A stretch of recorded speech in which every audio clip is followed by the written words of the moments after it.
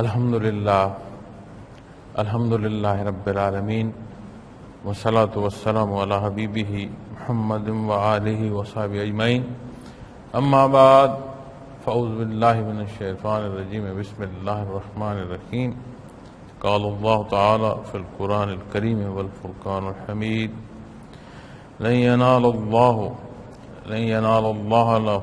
لحومها ولا دماؤها ولكن يناله التقوى منكم كذلك سخرها لكم لتكبروا الله على ما هداكم وبشر المحسنين إن الله يدافع عن الذين آمنوا إن الله لا يحب كل خوان كفور اللهم سبحانك لا علم لنا إلا ما علمتنا إنك أنت العليم الحكيم مولایا صلی وسلم دائما ابدا اللہ حبیب کمن دانت بہ رسول حضرت سامعین کرام السلام علیکم ورحمۃ اللہ۔ سورہ حج کی آیا کریمہ تلاوت کرنے کی سعادت نصیب ہوئی ہے۔ ماہ مبارک ذی الحج ہے اور 10 ذی الحج کو عید کا دن ہے۔ اللہ جل شانہ نے اس آیہ کریمہ میں ارشاد فرمایا ہے کہ اللہ کے پاس نہ ان کا گوشت پہنچتا ہے اور نہ ان کا خون، لیکن اس کے پاس تمہارا تقوی یعنی پرہیزگاری پہنچتا ہے۔ اس طرح اس نے یعنی اللہ کریم نے ان کو یعنی جانوروں کو تمہارے لیے مسخر کر دیا تاکہ تم اللہ کی بزرگی بیان کرو اس پر جو کہ اس نے تمہیں توفیق عطا فرمائی، اور اخلاص والوں کو خوشخبری سنا دیجئے، بے شک اللہ ایمان والوں سے ہٹاتے ہیں یعنی ان کے دشمنوں کو ہٹاتے رہتے ہیں۔ یقیناً اللہ کسی خیانت کرنے والے، کفران نعمت کرنے والے کو نہیں چاہتے۔ معزز سامعین کرام، ماہ مبارک جیسے عرض کیا ذی الحج ہے، حج کا موقع ہے، اور عید قربان، عید الاضحیٰ، عید النحر، ان ناموں سے اس دن کو موسوم کیا جاتا ہے۔ اللہ کریم نے مسلمانوں کو سال میں 2 دن خوشی منانے کے عطا فرمائے ہیں خصوصی طور پر۔ یوں تو آج جیسے جمعۃ المبارک کا دن ہے، اس کی اپنی مبارک حصے ہیں، مبارک گھڑیاں ہیں۔ اس کی گھڑیوں میں ایک ایسا وقت اور ایسا لمحہ بھی ہے کہ حدیث شریف میں آتا ہے کہ اس لمحے جو دعا کی جائے عند اللہ اسے شرف قبولیت نصیب ہوتی ہے۔ اس کی اپنی برکات ہیں جمعۃ المبارک کی، لیکن سال بھر کے ایام میں 2 دن اللہ کریم نے مسلمانوں کو خوشی منانے کے ان کے لیے مقرر ہمارے لیے فرمائے۔ اس میں ایک عید الفطر ہے کہ روزے رکھنے کے بعد وہ حصے بھی جو اللہ کریم نے دنیا میں حلال فرمائے خوراک کے طور پر، انہیں بھی مخصوص وقت کے لیے اللہ کریم کا حکم مانتے ہوئے نہ کھانا، پیاس ہو تو نہ پینا، معاملات کو مزید نشاندہی کے ساتھ دیکھنا، اور ایام محدودہ، مخصوص دن تھوڑے سے دنوں کے لیے، اور اس کے بے شمار فوائد، بے شمار حصے جو اللہ جل شانہ کی قرب کے نصیب ہوتے ہیں، اجر و ثواب نصیب ہوتے ہیں، ان کے اشراجات کی مبارک گھڑیاں، ان دنوں، ان راتوں، لیلۃ القدر کے حصے، اس سارے میں سے گزر کر اللہ کریم نے ایک دن خوشی کا جو عید الفطر کا ہے وہ فرمایا۔ اسی طرح حج بیت اللہ کا جب موقع آتا ہے، اس پر جو حج کے بعد عید کا دن ہے، اس کو بھی اللہ کریم نے مسلمانوں کے لیے خوشی کا دن کہ 2 رکعت ادا کی جاتی ہے، اللہ کریم کی تکبیر بیان کی جاتی ہے، اس کی بڑائی بیان کی جاتی ہے، اور اللہ کریم کے نام پر استطاعت کے مطابق جانور ذبح کیے جاتے ہیں،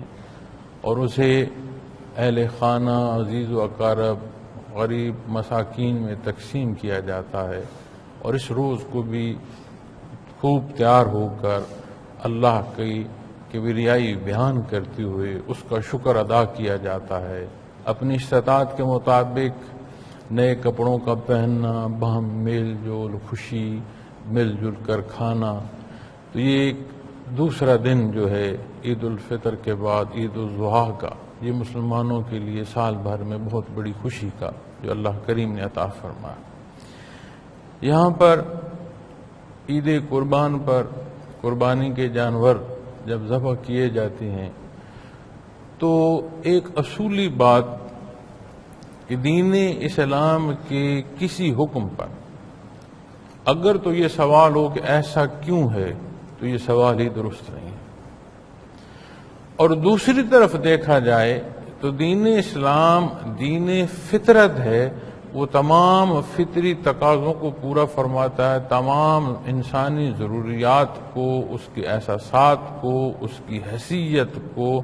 اس کے گرد و پیش کے عوامل کو، ہر چیز کا احاطہ کرتے ہوئے دین اسلام جو ہے وہ احکام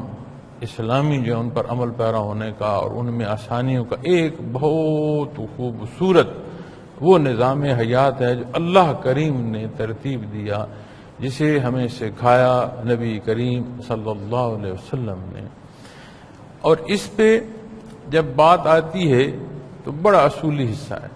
بے شک آپ نماز کی ادائیگی کو ہی دیکھ لیں، فرائض میں بہت بڑا فریضہ ہے نماز کا.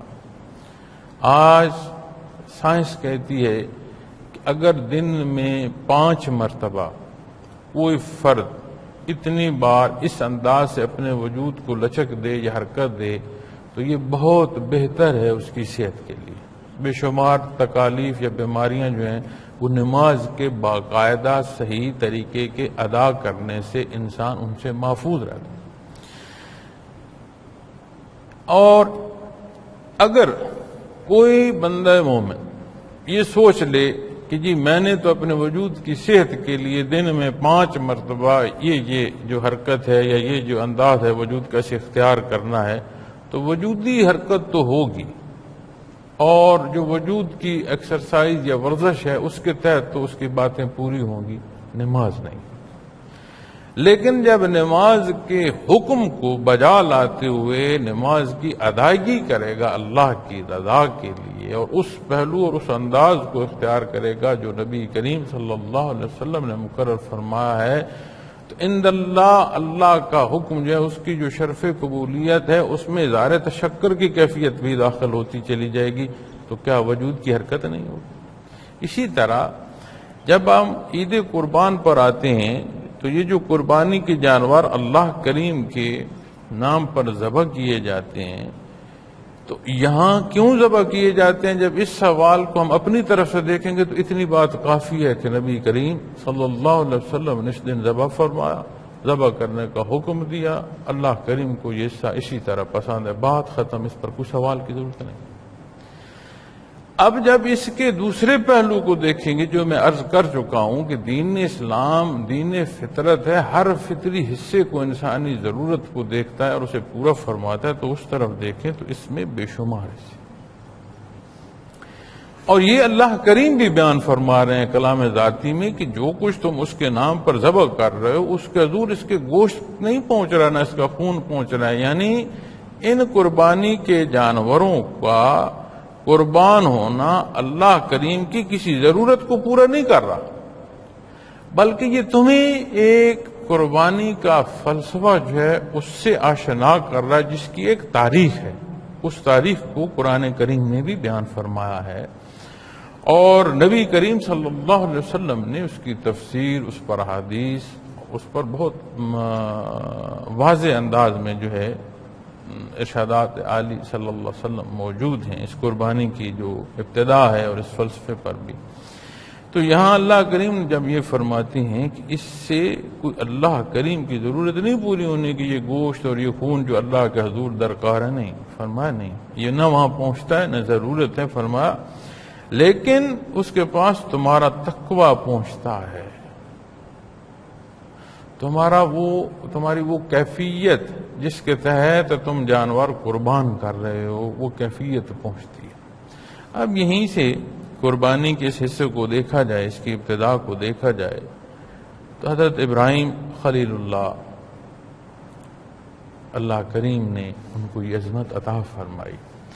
لیکن آپ کی مبارک زندگی جو قرآن و احادیث سے جس کے حصے میسر ہیں اور جتنے بیان فرمائے ہیں بے شمار امتحان. آپ کی زندگی مبارک کی ابتدا ہی آپ دیکھیں کہ پہلا اختلاف ہی آپ کے گھر میں آپ کے والد سے ہوا. والد شاہی بت خانے کے سنگ تراش تھے. اب وہیں سے ابتدا ہوئی. پھر بات اس موضوع کی کہاں آ کے بلند علام جو تھے ان میں جا کر ختم ہوئی. اسی بات پر گھر بار چھوڑنا پڑا. زندگی کے جو واقعات آپ علیہ الصلوۃ والسلام کے ملتے ہیں اس پر قرآن کریم بھی فرماتے ہیں. اللہ کریم ارشاد فرماتے ہیں کہ اللہ کریم نے اپنے حبیب کو بے شمار آزمایا اور ہر آزمائش پر یہ پورا اترے. یہ اللہ کریم کا بہت بڑا احسان ہے ان کی ہستی پر. اور یہاں سے ایک بات ضمناً بھی عرض کر دوں کہ انہیں اللہ کریم نے خلیل اللہ فرمایا. حضرت ابراہیم علیہ الصلوۃ والسلام خلیل اللہ، اللہ کے دوست، اللہ کے نبی، اللہ کے پیارے، اللہ کے مقربین. پھر اتنی عطا. یہاں آپ اگر غور فرمائیں کہ انہوں نے زندگی میں کتنی مشکلات دیکھی، کتنے امتحان آئے اور کیسے کیسے زیر و بم سے ان کی حیات مبارکہ گزری اور ظاہری طور پر کتنے وہ سخت پہلو تھے. آج ہم جب دین اسلام پر عمل کر رہے ہوتے ہیں اور احکامات اسلام پر چلتا ہوا انسان، عمل کرتا ہوا انسان یہ گلہ کر رہا ہوتا ہے کہ دیکھیں میں تو نماز پڑھ رہا ہوں، مجھے تکالیف کیوں ہیں. تو یہاں کیا جواب دے گا؟ اللہ کے اولو العزم، اللہ کے مقرب، اللہ کے خلیل، جن کی اس دوستی پر قرآن کریم شہادت دے رہا ہے، جو ان کو تکالیف پیش آئیں، پھر ان حصوں کو کہاں رکھیں گے؟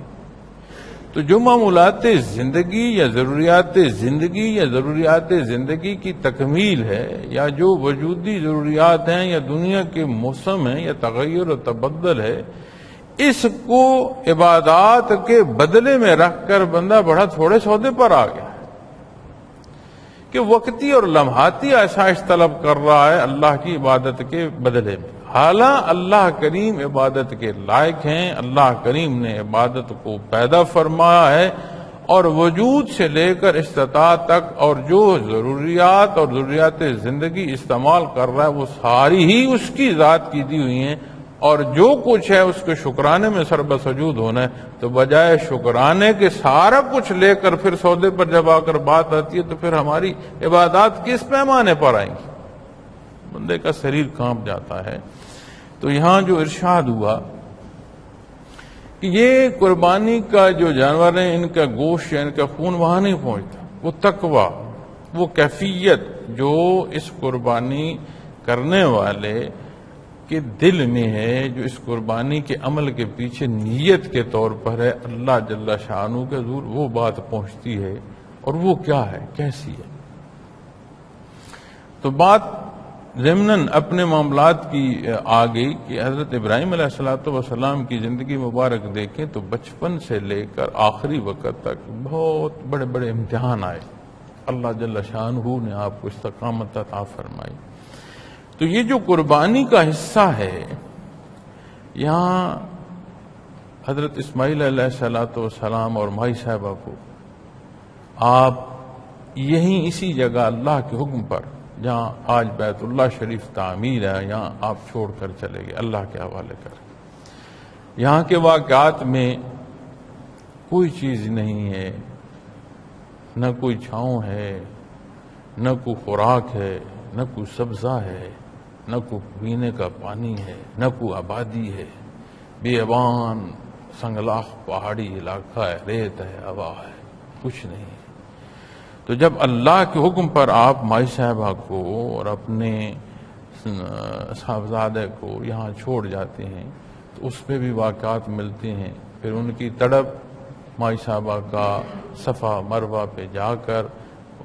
خوراک پانی یا گرد و پیش کا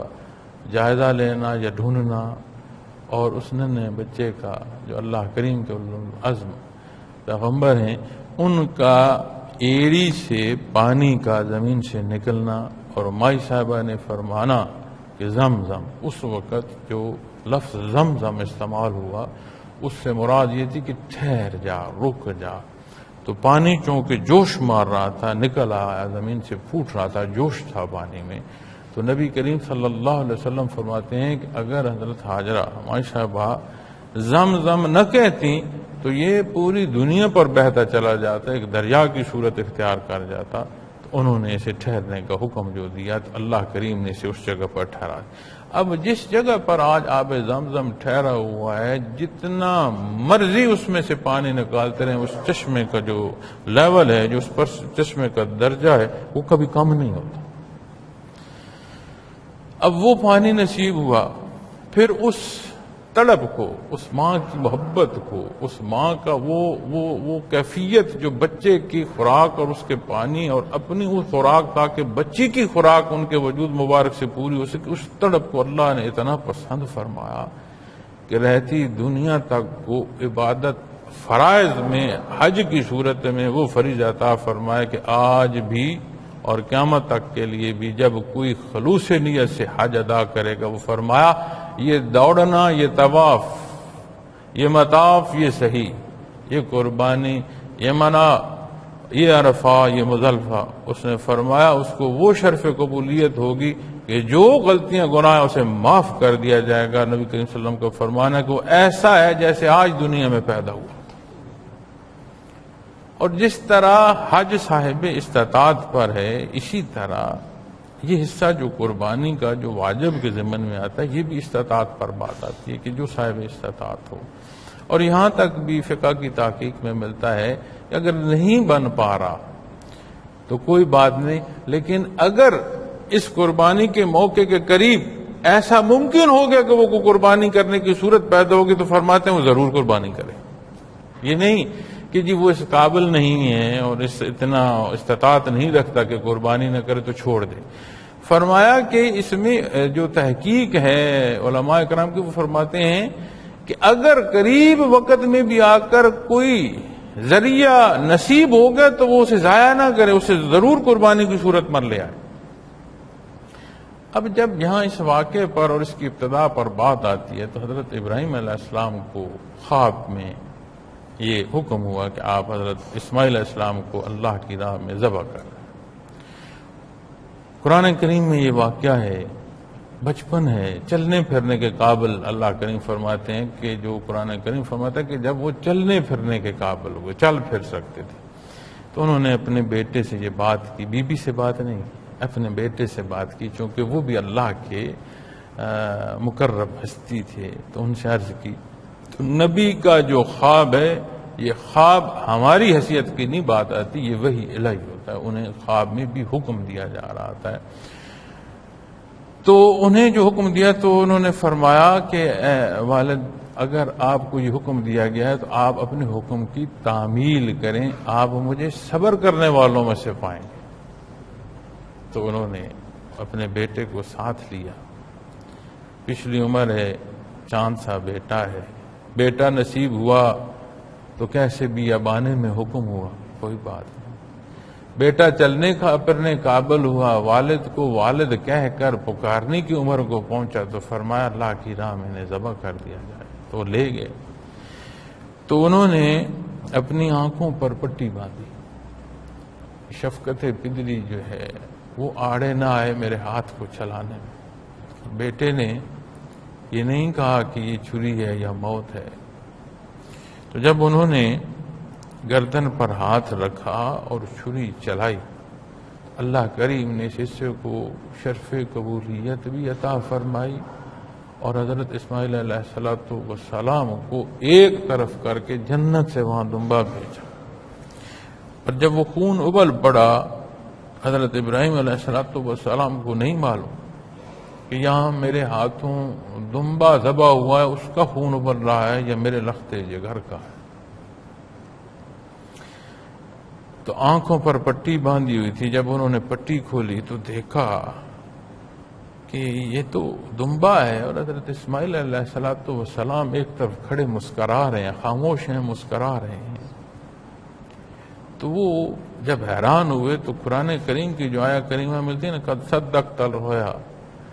تو یہ اس بات پر شہادت دیتی ہے کہ آپ کی خوشی صرف یہ نہیں تھی کہ شکر ہے میرا بیٹا بچ گیا، یہ بات نہیں تھی. آپ کی اس حیرانگی میں یہ تجسس تھا کہ کہیں میں نے حکم کی جو ہے وہ اس میں تجاوز یا کمی بیشی تو نہیں کر دی. اللہ کریم نے فرمایا نہیں ہے میرے حبیب، تو نے اپنا خواب سچ کر دکھایا، یہ اللہ کی مرضی، اس نے وہاں دمبے کو بھیج دیا. اب اللہ کریم نے اس کیفیت میں جو حضرت ابراہیم خلیل اللہ کو اپنا بیٹا اللہ کی راہ میں قربان کرنے کی کیفیت میں جو رضا، جو تقوی، جو عطا فرمائی ہے، وہ کیسی کیفیت ہو. اور اس کیفیت کو اور اس موقع کو اللہ نے اتنا پسند فرمایا کہ فرمایا یہ آپ کا ذکر جو ہے یہ ہمیشہ رہے گا اور یہ تعریف ہمیشہ ہوتی رہے گی. اور اس قربانی کو اللہ کریم نے فرمایا، قرآن کریم کی بھی آیات میں ملتا ہے کہ قوموں پر قربانی کے حالات جو ہیں مختلف مقرر فرمائے گئے. پھر اس بات کو اللہ نے اتنا پسند فرمایا کہ اسے اختیار کرنے کو نبی کریم صلی اللہ علیہ وسلم کو حکم عطا. تو یہ وہ فریضہ ہے جو سال میں مخصوص دنوں میں، ذی الحج کے ان دنوں میں جس کا حکم ہوتا ہے اور اپنی استطاعت کے مطابق یہ قربانی کی جاتی ہے. اور یہ تجاوز کہ جسے ہم دونوں صورتوں میں کہ دکھاوے میں، مقابلے میں کہ میری قربانی تو اتنی قیمتی ہے اور اتنے میں نے مقابلتاً کہ دیکھیں میری قربانی کیسی ہے، یہ بھی درست نہیں ہے. اور یہ بھی درست نہیں ہے کہ اپنے سر سے قربانی کا جو حصہ ہے وہ گزارا جائے کہ کوئی ذریعہ ہو، بھائی یہ موقع ادا ہو، کوئی لولا لنگڑا جانور کر دیں،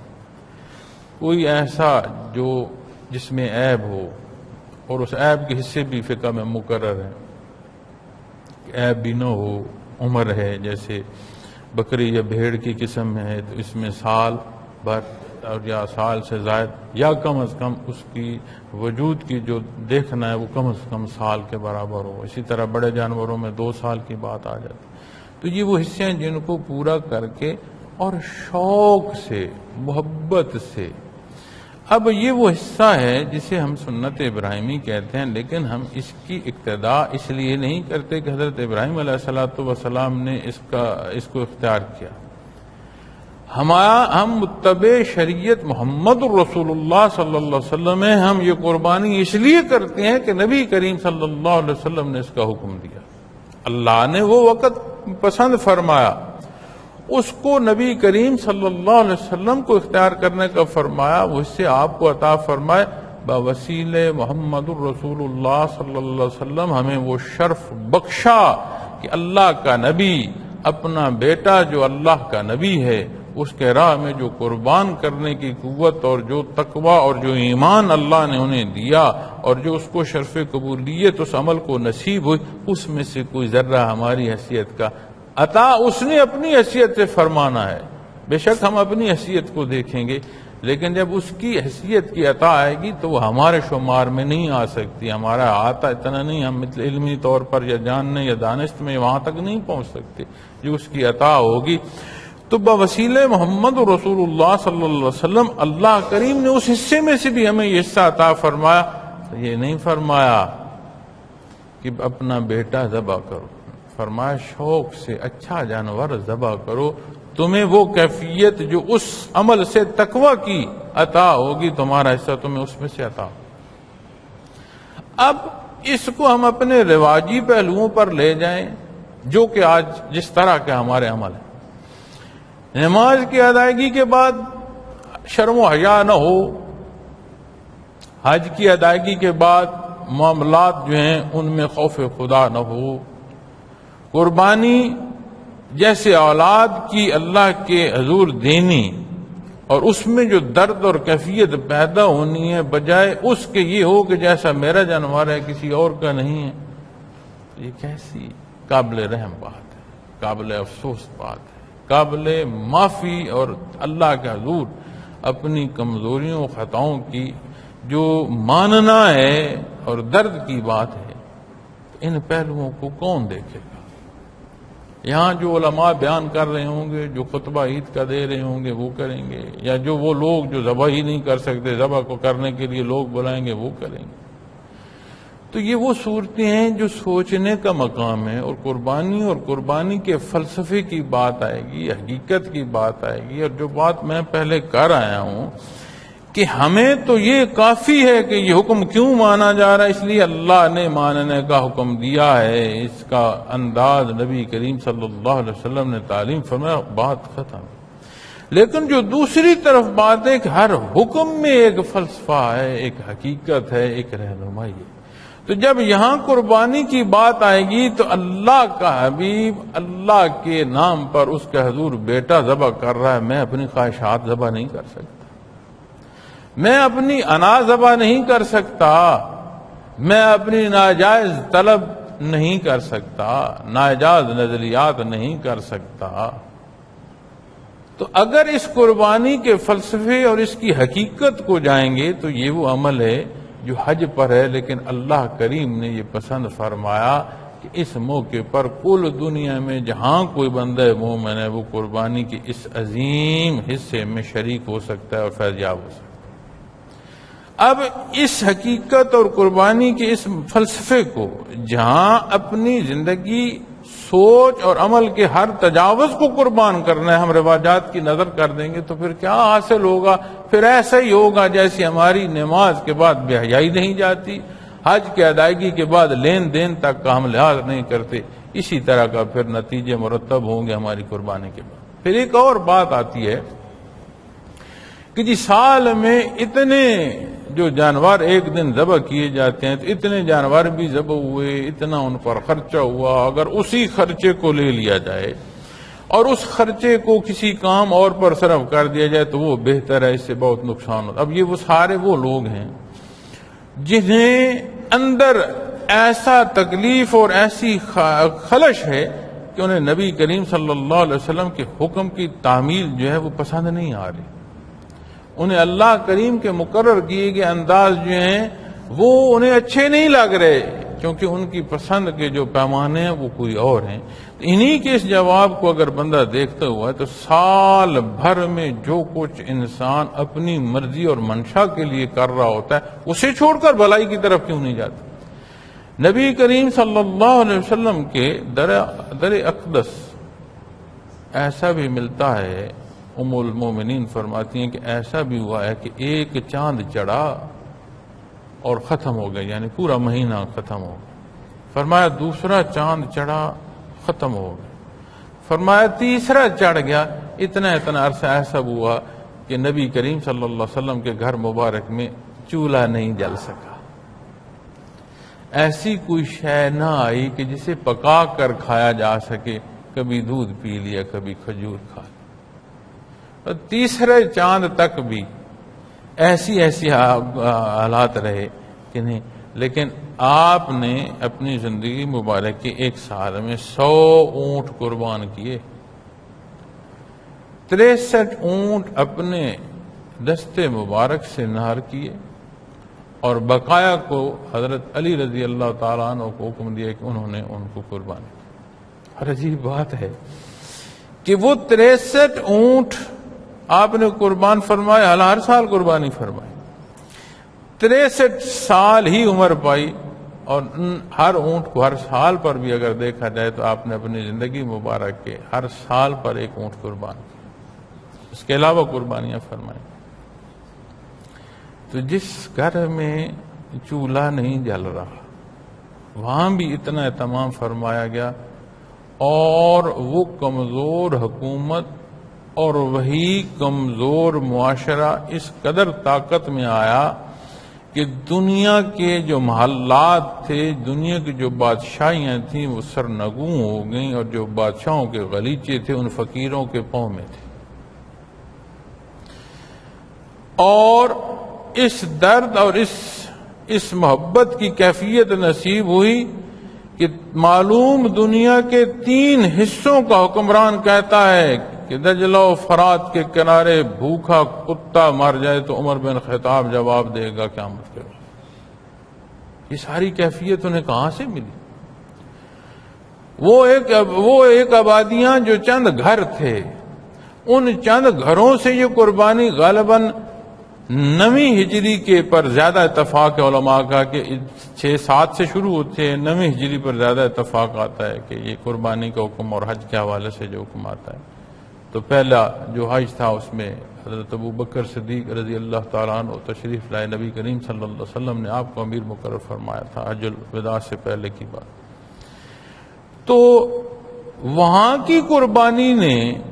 ان کمزور حصوں اور نہ جلنے والے چولہوں کی آگ کو ایسی جلا بخشی اور اس معاشرے کو ایسی قوت بخشی اور اس نظام حیات کو اتنی طاقت دی کہ وہ معلوم دنیا کے 3 حصوں پر نافذ ہو گئی۔ ہماری کمزوری کے سبب ہی یہ معذرت خانہ جو دین اسلام پر عمل ہے یہ ہے۔ حالانکہ اس سے قطع نظر کہ اس عمل سے کیا ہوگا، اس سے میرے لیے کیا ہے اور میرے ماننے سے کیا ہوگا، بات اتنی سی ہے، یہ عمل کیوں کرتے ہیں؟ محمد الرسول اللہ صلی اللہ علیہ وسلم نے بتایا، آپ نے اختیار فرمایا، اختیار کرنے کا حکم دیا، بات ختم۔ اس سے آگے بندے مومن کی زندگی میں کوئی دوسری بات نہیں ہے۔ اگر کوئی دوسری بات آتی ہے تو اسے پلٹ کر اپنے اندر ٹٹولنا ہے کہ وہاں کوئی نقص ہے۔ دنیا کی ضروریات کی یہ جاہ و جلال جو قوموں کے اور سلطنت کے اور حکمرانوں کے، یہ فضول نہیں ہے۔ ہمارے وہ رواجات جو غمی اور خوشی میں ہم کرتے ہیں اور اللہ کا جو حکم ہے اس سے تجاوز کرتے ہیں اور اپنے معاشرے کے رواجات کو اختیار کرتے ہیں جو اخراجات کا، وہ غلط نہیں ہے، انہیں نہیں لگایا جا سکتا۔ رب کائنات جس کے روبرو ہر شے ہے، اسے نہیں معلوم کہ کون غریب ہے، کون مسکین ہے، کس کی کیا ضرورت ہے۔ تب سے آج تک اس قربانی کے حکم پر مسلمان عمل کرتے آ رہے ہیں، کوئی ایک موقع ایسا نہیں ملتا کہ اس کے سبب مسلمان قوم میں کمی یا کمزوری آئی ہو۔ تو یہ اس کی شان ہے، اس کی مخلوق ہے، اس کا دیا ہوا نظام حیات ہے، اور وہ رب العالمین ہے، ہر ایک کی ہر ضرورت پوری فرما رہا ہے۔ تو جب قربانی کے اس حصے پر بات آئے گی تو وہ خود فرماتا ہے کہ اس کا گوشت اور خون مجھے نہیں چاہیے، نہ مجھ تک پہنچتا ہے۔ کیا پہنچتا ہے؟ تقویٰ، وہ کیفیت جس پر تم عمل پیرا کرو۔ پھر حج بیت اللہ کی بات آتی ہے۔ حج بیت اللہ میں حضرت ابراہیم علیہ السلام کو جب یہ فرمایا گیا کہ وَإِذْ بَوَّأْنَا لِإِبْرَاهِيمَ مَكَانَ الْبَيْتِ، کہ جب ہم نے ابراہیم علیہ السلام کو خانہ کعبہ کی جگہ بتا دی اور فرمایا کہ اس کی تعمیر فرمائیں،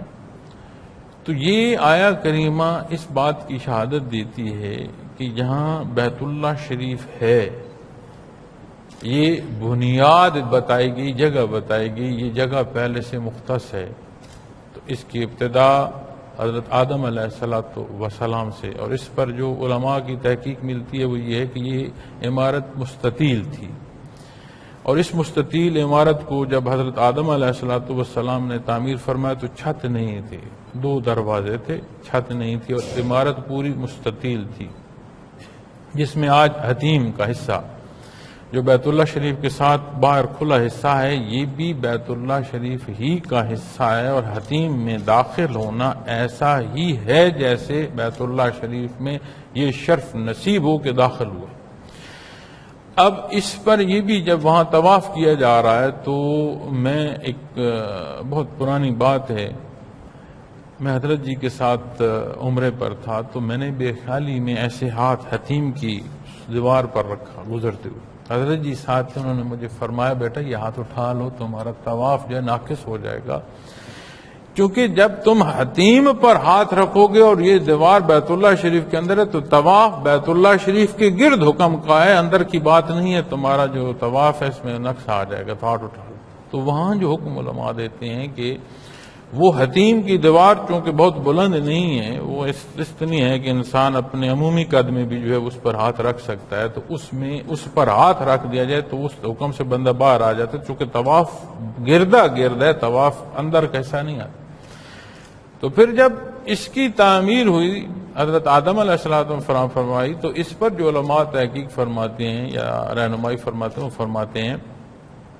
طوفان نوح تک اسی صورت میں رہے، اور جو ہجر اسود اللہ کریم نے جنت سے پتھر بھیجا، اور تب طوفان نوح کے وقت یہ پتھر اور یہ حصہ جو ہے اسے اللہ کریم نے حفاظت ایسی عطا فرما دی کہ طوفان نوح کا اس کا نقصان نہیں، لیکن یہ حصے جہاں نہیں تھے اٹھا لیے گئے تھے، کیا تحفظ تھا، مختلف اس میں آرام ملتی ہیں۔ لیکن جس جگہ پر بیت اللہ شریف ہے یہ قدرے اونچی جگہ تھی، ڈھیری نما جگہ تھی، اونچی تھی، گرد و پیش کی جو جگہیں ہیں یہ خالی تھی۔ اور جب پہلے دن سے حضرت آدم علیہ السلام سے اللہ کریم نے اس جگہ کو مخصوص فرمایا، تجلیات ذاتی کا محبت قرار دیا، اور اس بشر کو ایک نقطہ اتحاد اور اتفاق عطا فرمایا، اور اس کے سجدے کو اپنی ذات کے لیے سجدہ قرار فرمایا، اور اس کی برکات اس تک پہنچنے، اس کو دیکھنے، اس کا دیکھنا عبادت کے درجے میں پہنچایا، تو بے شمار حصے ہیں جو وہاں تک پہنچنے میں اللہ کریم کی رضا کے نصیب ہوتے ہیں۔ تو دنیا کے حالات میں چلتا چلتا تاریخ میں یہ بھی ملتا ہے کہ نبی کریم صلی اللہ علیہ وسلم کی کم عمری میں بیت اللہ شریف کی تعمیر اثر نو بھی کی گئی۔ تو جو پہلی تعمیر تھی اس میں حتیم شامل تھا، یہ مستطیل حصوں میں تھا، لیکن جب پھر تعمیر کی گئی تو اس میں ایک عجیب بات ملتی ہے کہ حالانکہ دین اسلام نہیں تھا اس وقت، وہ اصول جو دین اسلام بیان فرما رہا تھا وہ نہیں تھا، جو پہلے اصول تھے وہ معدوم ہو چکے تھے، لوگوں نے آمیزش کر دی۔ اس کے باوجود کفار نے بیت اللہ کی تعمیر پر یہ شرائط رکھی تھی کہ کوئی لوٹا ہوا مال نہیں ہوگا، کوئی سود کا مال نہیں ہوگا، کوئی ایسا مال جو ناجائز طریقے سے کسی خاتون کے حوالے سے بھی ہوگا، کسی ناجائز طریقے سے حاصل کیا گیا ہوگا، وہ بھی شامل نہیں ہوگا۔ تو وہ اس میں دولت خرچ کی جائے گی جو کسی کا حق مار کرنا ہو، تجاوز پر نہ ہو۔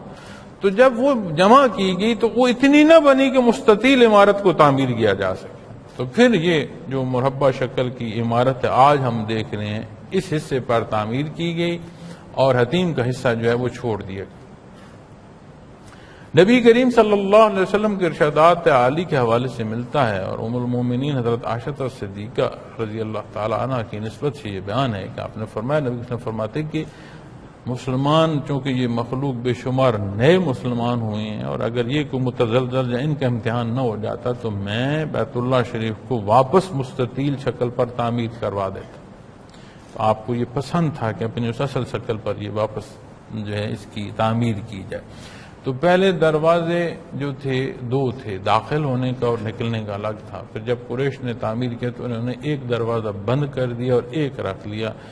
چونکہ اور اس دروازے کو بھی اس طرح کر دیا کہ وہ بھی تالے پر آ گیا، چابی پر آ گیا کہ بند کر دیا جائے، کہ اپنی مرضی کہ جس کو داخل ہونے دیا جائے اور جس کو داخل نہ ہونے دیا جائے، اپنی مرضی سے اس میں بت رکھے۔ اللہ کریم کی شان، یہ تسلسل حضرت ابراہیم علیہ السلام کی جو قربانی کا یہ تسلسل بھی نبی کریم صلی اللہ علیہ وسلم کی بعثت تک آ رہا ہے۔ اس میں رواجات تھے، انداز الگ تھا، تعظیم تھی بیت اللہ شریف کی، یہاں قربانیاں اور منتیں مانی جاتی تھیں، قبائل آتے تھے، لوگ دور دراز سے سفر کر کے آتے تھے،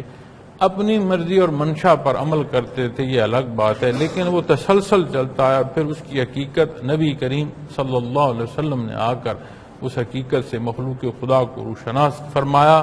اور نہ صرف روشناس فرمایا، اس میں رہنمائی فرمائی، عمل اختیار فرمایا اور ترغیب دی، جو آج ہم تک تسلسل سے ہے۔ پھر یہ بیت اللہ شریف کا حج جو ہو رہا ہے، اس پر حدیث شریف میں یہ بھی ملتا ہے کہ جو حدیث شریف میں یہ بتایا جاتا ہے کہ لا تقوم الساعة حتى لا يقال في الارض اللہ اللہ، کہ دنیا کی قیام کا سبب ایمان ہے کہ آخری اللہ اللہ کرنے والا بندہ جب دنیا سے اٹھے گا تو قیامت قائم ہو جائے گی، اس کے بعد پھر مخلوق کے پاس فرصت نہیں ہے۔ ایک حدیث شریف میں یہ بھی ملتا ہے کہ جب طواف بیت اللہ رک جائے گا، حج کا طواف، کیونکہ آج تو ہم دیکھتے ہیں نا کہ عمرے پر بھی جو لوگ ہیں یا مطاف میں جو لوگ ہیں، اتنی تعداد ہے اور اتنا آسان ہے سفر یا لوگوں کا پہنچنا یا آبادی کی تناسب، جس پہلو سے بھی بات لے کر آئیں، آج آپ جائیں، آپ 24 گھنٹے انتظار کرتے رہیں، آپ کو جگہ نہیں ملتی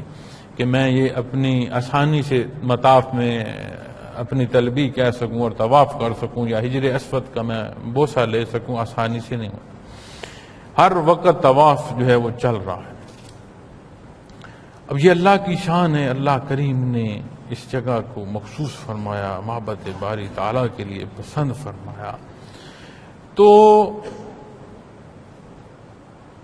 جب اس کی اس تعمیر کے بعد کفار نے اس کو اس انداز سے کسی میں بت رکھے، اپنی مرضیوں سے کیا، تو پھر ایسا موقع بھی آیا کہ نبی کریم صلی اللہ علیہ وسلم نے ان تمام غلطیوں سے اسے پاک فرما کر صحیح انداز اور تصحیح ہمیں دے دی کہ اس انداز سے تم اس کا طواف کرو۔ اب اس طواف کا تسلسل اور حج کے طواف کا تسلسل حدیث شریف میں ملتا ہے کہ جب تک ہے تب تک دنیا ہے، جس روز حج کا طواف، حج بیت اللہ، حج کا طواف اور بیت اللہ کا جو حج کا حکم اور بیت اللہ کا طواف رکے گا تو اس روز قیامت قائم ہو جائے گی۔ اس کے بعد پھر مخلوق کے پاس فرصت نہیں ہوگی۔ پھر یہ حقائق کہ وہ ادائیگی، وہ انداز، اللہ کی برگزیدہ ہستیاں، ان کے معاملات اللہ کو اتنے پسند آئے، اس کیفیت کو، اس طلب کو اتنا پسند کیا اللہ کریم نے،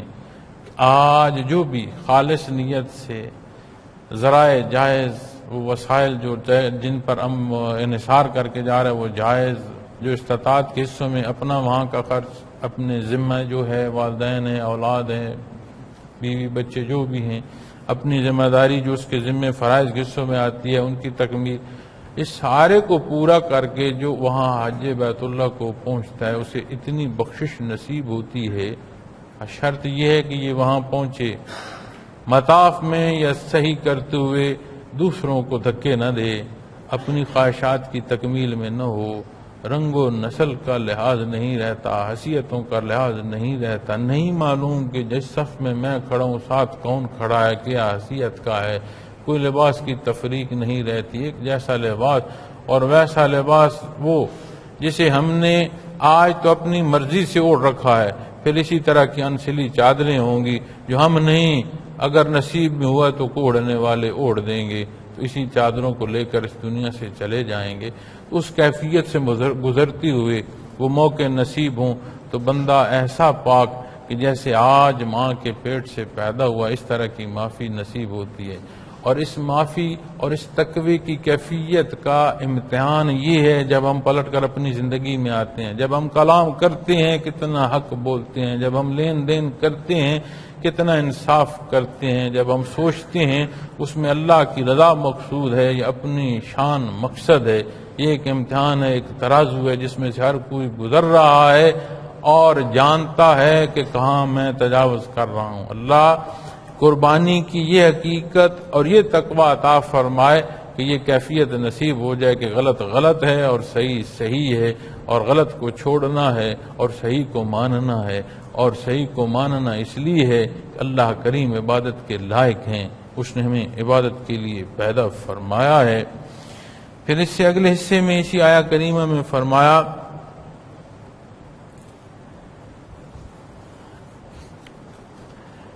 کہ جہاں فرمایا کہ اللہ کریم نے تو اللہ کریم کے پاس تمہارا تقوی، یہ جتنی میں نے مفہوم پر باتیں کی ہیں یہ تقوی کے تحت آتی ہیں، کیونکہ تقوی اس انداز کو کہتے ہیں جو بندگی کے لحاظ عطا فرمائے۔ تقوی وہ تمام پہلو تقوی کے ثبوت بھی ہیں اور تقوی حاصل کرنے کے ذرائع بھی ہیں جو اتباع محمد الرسول اللہ صلی اللہ علیہ وسلم کے تحت آتے ہیں۔ تو جب یہ نصیب ہوتا ہے تو وہ فرماتا ہے انہی جانوروں کو دیکھو تمہارے لیے اللہ نے کیسے مسخر کر دی، یعنی ان کا وجود مسخر کے دو پہلوؤں میں، ایک ہوتا ہے کہ آپ اسے استعمال کر رہے ہیں، ایک اس سے پہلے حصہ ہے کہ تمہاری ضروریات کو پورا کرنے کے لیے یہ حصے جانوروں کی اور یہ حیات یہ اللہ نے تمہیں عطا فرمائے کہ انہیں تم ان سے رزق بھی حاصل کر رہے ہو، ان سے دنیاوی زندگی اور تسلسل کے لیے فائدہ بھی حاصل کر رہے ہو، مسخر تمہارے لیے کر دیے ہیں کہ تمہارے لیے ہر طرح سے یہ فائدہ مند ہے اور تم ان سے استفادہ حاصل کر رہے ہو۔ فرمایا تاکہ تم اللہ کی بزرگی بیان کرو، اب یہ سارے سے یہ نہیں ہے کہ مجھ جیسا کوئی نہیں ہے، نہیں، بات یہ نہیں ہے، یہ جو کچھ ہے میرے سمیت اللہ کا ہے، اور بزرگی کیا ہے کہ جو کچھ ہے اسی کی ذات ہے، یعنی کیفیت شکرانے کی حاصل ہو، یہ نہ ہو کہ میرا جانور تو دیکھیں جی پورے محلے میں اس جیسا کسی کا نہیں ہے، پوری آبادی میں اس جیسا کسی کا نہیں ہے، یا یہ صورت ہو یا یہ صورت ہو کہ جو جانور چل نہیں سکتا ہم کھینچ کے اس کو گھسیٹ گھساٹ کر قربانی کر لیں کہ یار یہ میرے ذمے ایک ہے، ہو جائے، لوگ کیا کہیں، بات لوگوں کی نہیں ہے، واہ میں بھی لوگوں کی ضرورت نہیں ہے اور اعتراض میں بھی لوگوں کی ضرورت نہیں ہے، دیکھنے کی صورت یہ ہے اللہ کریم نے کیا پسند فرمایا، اس کے حصول ہر طرح کے بڑے سے بڑے حصے تک اور کسی کمزوری اور ضرورت کے تحت چھوٹ کے حصوں تک نبی کریم صلی اللہ علیہ وسلم نے ارشاد فرمایا۔ میں نے عرض کیا دین اسلام دین فطرت ہے، تمام فطری تقاضوں کو پورا فرماتا ہے۔ اب دیکھیں کتنا بڑا حکم ہے، حج ہے اور فرض ہے، اور جو اس کی استطاعت نہیں رکھتا نبی کریم صلی اللہ علیہ وسلم نے فرمایا پورے شوق کے ساتھ، پورے جذبے اور نیت کے ساتھ جمعے کی ادائیگی کو آ جائے، اللہ کریم اسے حج کا ثواب عطا فرمائے۔ اب دیکھیں نا حج بیت اللہ کے پیچھے کتنی بات ہے۔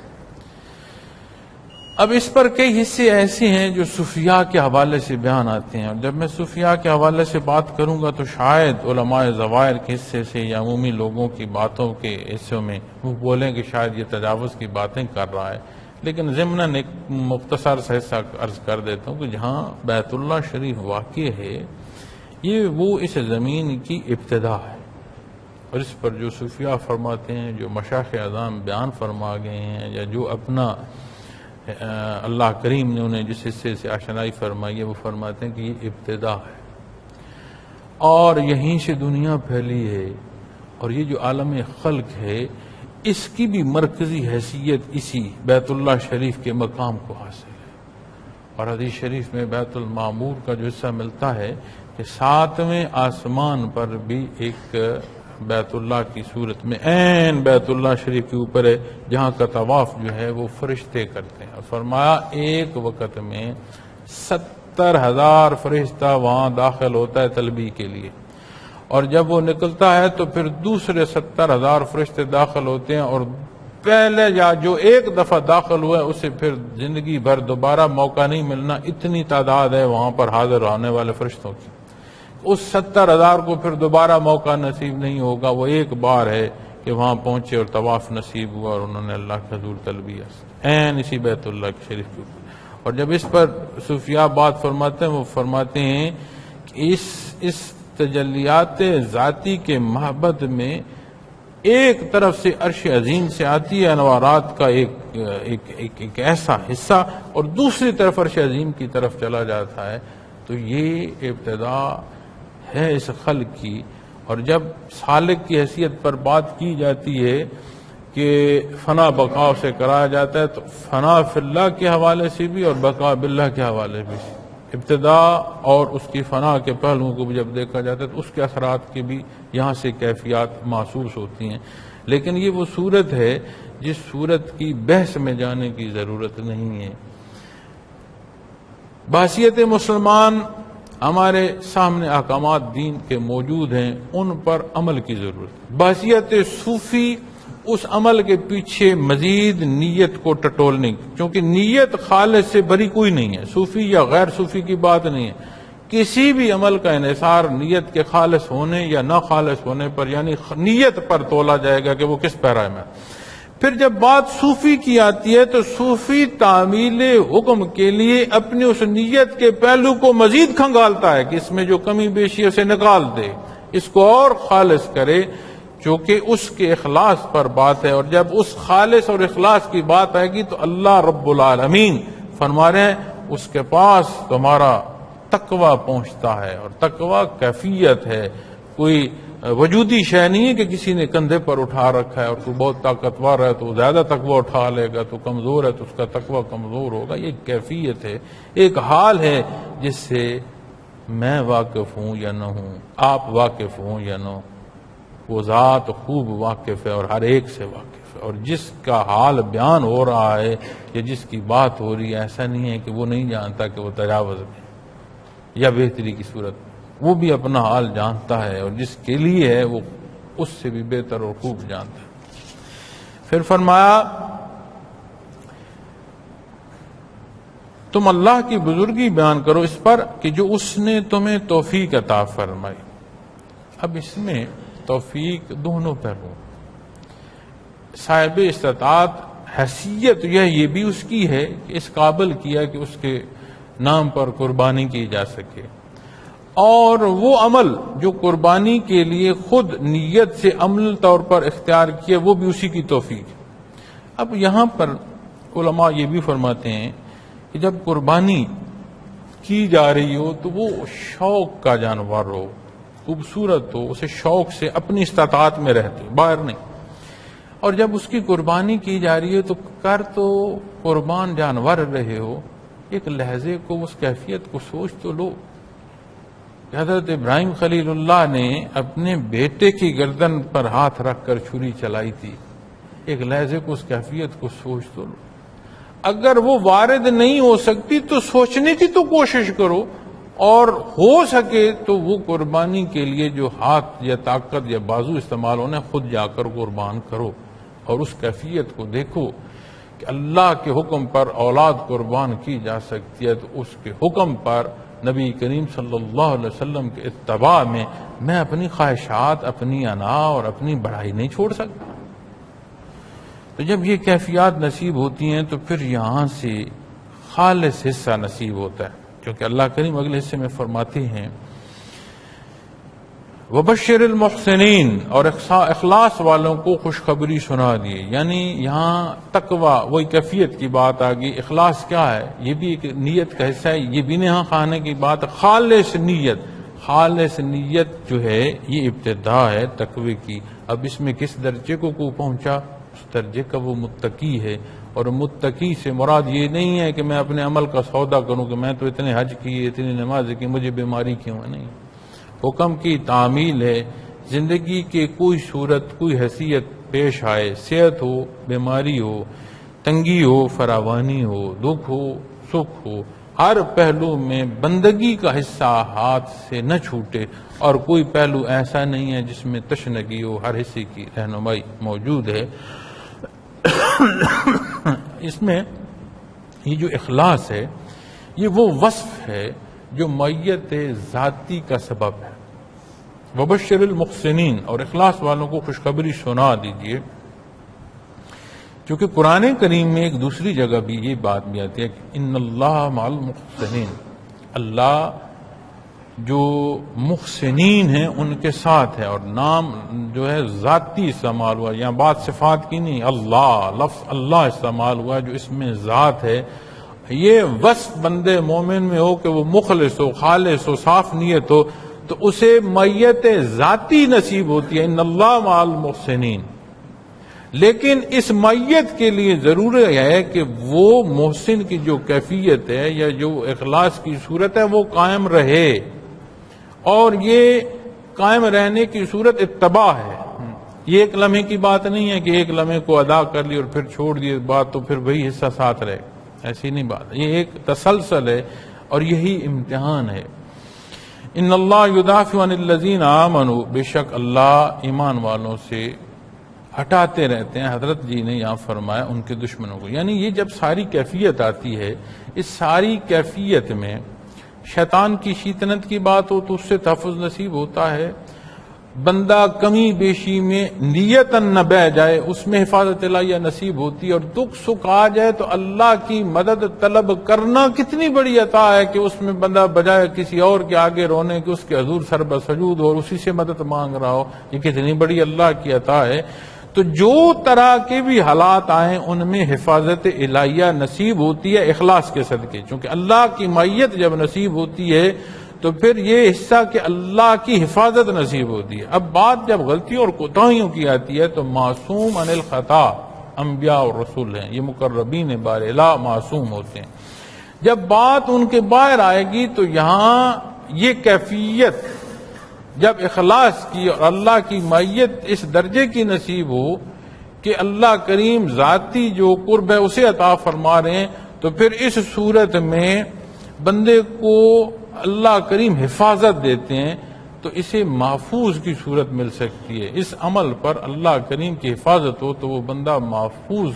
یعنی اسے اللہ کریم نے حفاظت عطا فرما دی. اس میں حالات دنیا کی بات ہو، شیطان کی بات ہو، وساوس کی بات ہو، اپنی پسند و ناپسند پر جو ہم تجاوز پر جاتے ہیں اللہ کریم وہاں بھی حفاظت فرما دیتے ہیں. اور ایمان جو مضبوط اور راسخ ہوتا ہے وہ غلطی کی طرف جانے سے روک دیتا ہے. خدا نخواستہ غلطی ہو تو اسے بندہ چھوڑتا ہے، تکلیف محسوس ہوتی ہے اور اس کی معافی کی جو ہے وہ توفیق نصیب ہوتی ہے. ان اللہ لا يحب كل خوان کفور. فرمایا اللہ کسی خیانت کرنے والے، کفران نعمت کرنے والے کو نہیں چاہتے. اب یہ جو خیانت کا کیفیت ہے یہ بھی تو ایک نیت کے اندر ہے نا جی. کفران نعمت بھی منہ سے کوئی بولے نہ بولے، کیفی طور پر جب وہ آئے گا تو اس صورت کو سارے حصوں پر لاگو کر کے دیکھیے. حج کے ضمن میں دیکھ لیں کہ کاروبار کی کیفیت سے کوئی گیا، کسی کا مال کھا کر گیا، حرام مال پر گیا، جو ذمے حقوق و فرائض ہیں انہیں چھوڑ کر چلا گیا، جا کر اس نے کسی کاروبار کو مقصود رکھا، آ کر اس نے اپنے آپ کو حجاج کے ناموں سے اور الحاج کے ناموں سے موسوم کرنے کے لیے ارادہ کیا، تو یہ سارے وہ صورتیں جو اللہ کو پسند نہیں ہیں. اور جب قرآن کریم میں قربانی کے حصوں کے متصل ساتھ یہ آیا کریم آئے گی تو یہاں پھر جو قربانی ہم کر رہے ہیں اس میں بھی بہت ضروری ہے. اور پھر یہ جب ہم اکٹھا قربانی کرتے ہیں نا حصوں پر، اس میں یہ بہت ضروری ہے کہ کسی حصے دار کے اندر کوئی کمی بیشی نہ ہو، کوئی نیت کا کھوٹ نہ ہو کہ ایک بوٹی جو ہے یہ حصے کی میں اس کو فلاں پر راضی کر دوں، یہ سادہ اس کو اس پر راضی کر دوں، یا جس کو میں بلا رہا ہوں اسے میں کھال دے کر قیمت سے بچ دوں. تو قربانی کی ادائیگی تک جو بات آئے گی وہ خالص آئے گی. اور اللہ کریم علیم ہے، وہ فرماتے ہیں کہ کوئی جو خیانت کرے گا تو جو خیانت ہے یہ کفران نعمت ہے، اور اس نے فرمایا اسے اللہ پسند نہیں کرتے. اور جسے اللہ پسند نہیں کریں گے اس کا پھر بچے گا کیا؟ تو وقت بہت ہو گیا. یہ باتیں خوبصورت ہیں، کلام ذاتی کی ہیں، اور بے شمار حصے یہاں سے عرض کرنا چاہتا تھا. زندگی رہی پھر موقع آئے تو گزارشات پیش کروں گا. اللہ کے حضور دعا گو ہوں اللہ کریم ہمارے یہ عید کی خوشیاں ہمیں نصیب فرمائے، ہمارے ملک و قوم، ہماری امت مسلمہ کے لیے اسے اچھا سبب بنائے، اپنی رحمت کا سبب بنائے. اللہ پاک میرا اور آپ کا حامی و ناصر ہو. وآخر دعوانا الحمدللہ رب العالمین.